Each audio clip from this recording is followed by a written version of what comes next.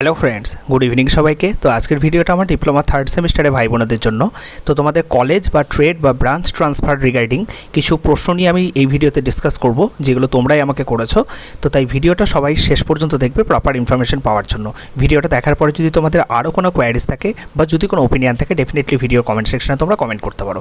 তো অনেকেই আমাকে জিজ্ঞাসা করেছিলে যে দাদা ট্রান্সফারের জন্য কি আমাদের কোনো টাকা পয়সা দিতে হবে কি না। ঠিক আছে, সেটা কলেজ ট্রান্সফার হতে পারে বা সেটা তোমাদের ট্রেড ট্রান্সফার হতে পারে, কোনো টাকা পয়সার কোনো প্রয়োজন নেই। ঠিক আছে, আচ্ছা, আরেকটা জিনিস তোমরা আমাকে জিজ্ঞাসা করেছিলে এলিজিবিলিটি কি, যেগুলো এই স্ক্রিনের মধ্যে এই প্রশ্নটা নেই, সেই জন্য তোমাদেরকে আগে এগুলোর উত্তর দিয়ে দিচ্ছি।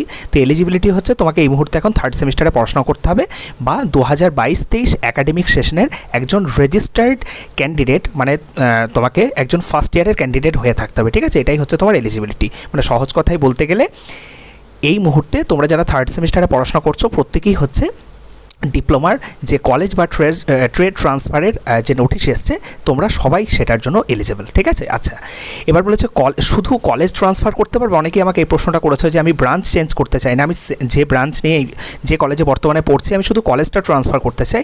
শুধু কলেজ যদি তোমরা ট্রান্সফার করতে চাও সেটাও কিন্তু সম্ভব। ঠিক আছে, কোনো অসুবিধা নেই। ওকে, আচ্ছা, মানে কেউ যদি চাইছো যে শুধু তুমি কলেজ ট্রান্সফার করবে অনলি, সেটা সম্ভব। নেক্সট হচ্ছে যদি কেউ শুধু চাইছো যে আমি একই কলেজে পড়বো বাট আমি শুধু ব্রাঞ্চটা চেঞ্জ করব, সেক্ষেত্রেও সম্ভব। ঠিক আছে, সেক্ষেত্রেও তোমাকে শুধুমাত্র তুমি কি করবে তখন, যে সেম কলেজটা দেবে এবং তুমি যে ব্রাঞ্চ নিয়ে পড়তে চাইছো সেই ব্রাঞ্চটা হচ্ছে শুধুমাত্র চুজ করবে।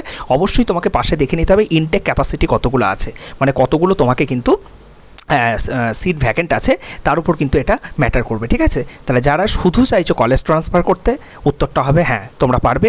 যারা শুধু চাইছো ব্রাঞ্চ বা ট্রেড ট্রান্সফার করতে, তাদেরকেও বলবো হ্যাঁ তোমরাও পারবে। এবার অনেক স্টুডেন্ট আছো যারা চাইছো যে আমি কলেজ ব্রাঞ্চ দুটোই একসাথে চেঞ্জ করব, বা কলেজ বা ট্রেড বা ডিসিপ্লিন আমি দুটোই একসাথে চেঞ্জ করব, সেটা কি সম্ভব? হ্যাঁ, সেটাও সম্ভব। ঠিক আছে, সেটাতেও কোনো অসুবিধা নেই।